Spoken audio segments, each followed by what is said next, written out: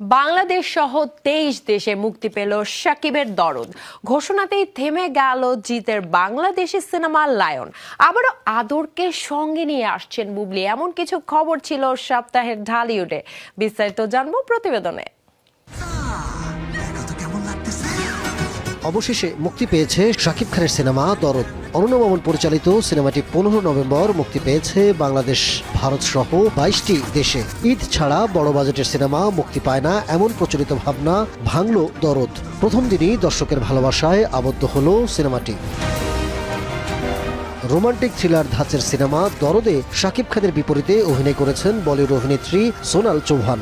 শাকিব সোনাল ছাড়াও অভিনয় করেছেন পায়েল সরকার, রাহুল দেব, অলোক জৈন, রাজেশ শর্মা, সাফা মারোয়া সহ অনেকে। এদিকে ঘোষণাতেই থেমে গেল জিতের বাংলাদেশি সিনেমা লায়ন। রায়হান রাফির এ সিনেমায় জিতের পাশাপাশি শোনা গিয়েছিল